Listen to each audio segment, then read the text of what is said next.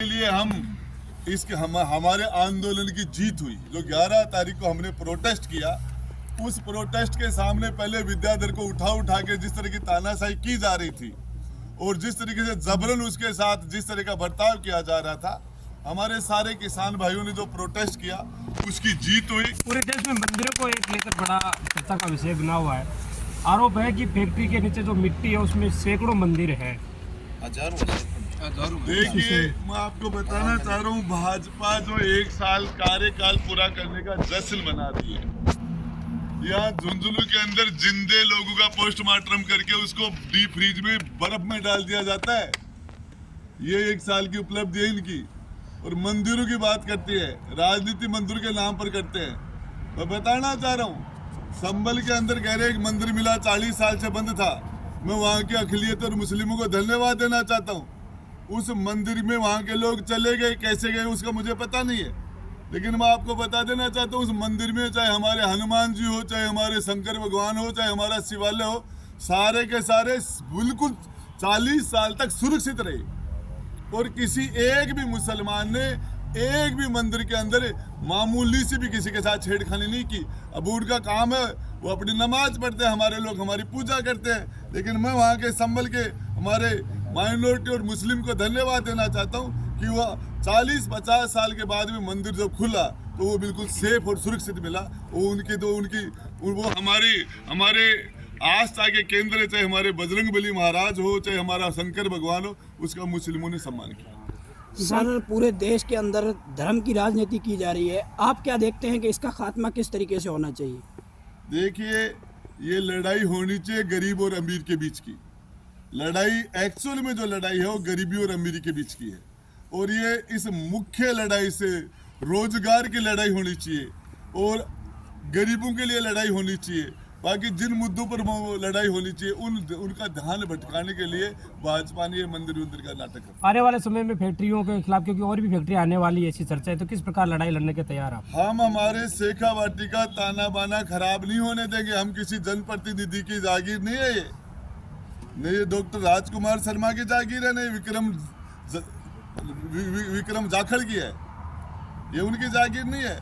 शेखावाटी हमारे हजारों साल से हमारे पूर्वजों की जो धरोहर है, हमारी हेरिटेज हवेलियां हैं। यहाँ का जो हेरिटेज हमारा है, हमारा पर्यावरण है, हमारी देवी देवता है, हमारे लोगों का जो ये हम खराब नहीं होने देंगे। किसानों को राजनेताओं का समर्थन मिलता है, लेकिन अपनी राजनीतिक रोटियां सेंकने के बाद में शायद किसानों का साथ छोड़ के चले जाते हैं। देखिए, इसके अंदर ये दोनों बातें हैं, पांचों आंगली एकसार नहीं होती।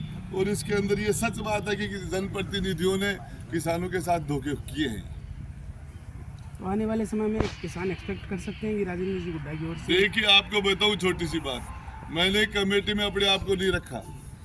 मैं किसी भी प्रोटेस्ट के अंदर, वार्ता के अंदर नहीं जाता और मैं उसके अंदर पीछे से उनका सपोर्ट करता हूँ, चाहे किसी जगह प्रोटेस्ट हो। ये और राजेंद्र गुड्डा ये यदि जुगलबंदी करता तो मुकदमा नहीं खाता, जेल नहीं जाता।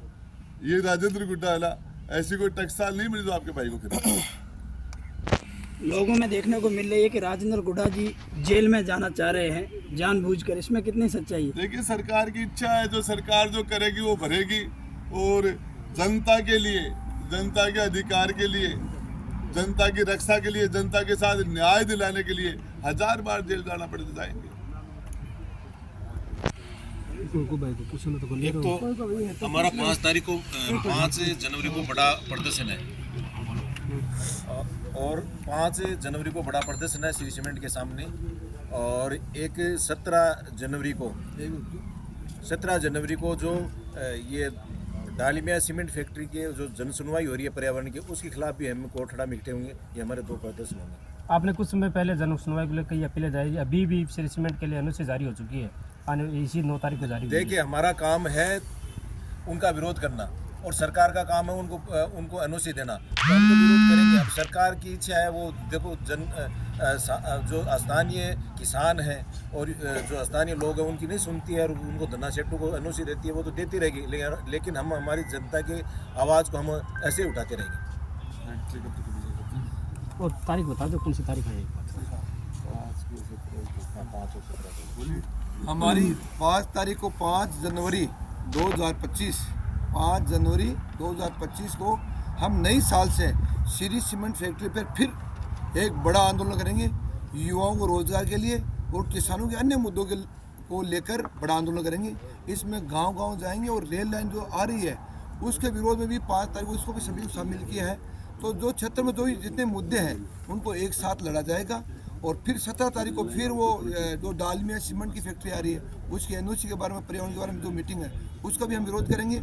दूसरी बात, मैं कल से सुन रहा हूँ फेसबुक पे कि जो वर्तमान विधायक है वो बोल रहा है कि वहाँ नोटंकी कर रहे हैं। अरे किसान के साथ से 2 महीने से दर दर ठोकरे भटक खा रहा था विद्याधर यादव।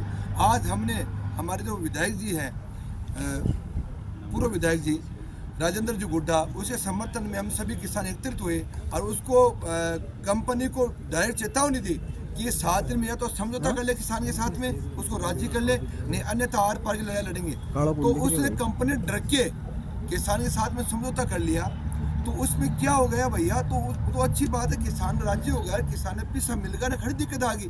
पर लेकिन एक बेतुका जो बयान दे है विधायक, भाभी का शोभा कौन दे, क्योंकि विधायक बने निकले हो बदरान जोड़ो सीमेंट फैक्ट्री को मुद्दा लेकर जनता बीच में गए हो और जनता नकारे हो भाई, पूरा जो विधायक हो भी नकारे हो कि भाई वो अपने बल्लो करोगो और मंदिर पर चढ़ चढ़ के सौगन खाई कि मैं साथ तरसा करूँगा तन मन धन से, तारी एक ईंट भी कोनी हाल बात दूंगा। बस पूरा मंदिर धस नस कर दिया, मकान तोड़ दिया गया, बिका सामने तोड़े जा रहे हैं। वो भी आपका मुंडा आ खरे कि नाजू को बड़े नोटंकी हो रही है। अरे यार किसाना की बात तो मान ले, और तो तेरा मन मौजा कर, तू एली तोड़वा है से टंकी तोड़वा जाए, तन तोड़वा बिसा तोड़वा ले, कोई दिक्कत को नहीं। पर लेकिन कम से कम आ तो शर्म कर, किसाना के बारे में तो ये बात नहीं बोलनी चाहिए।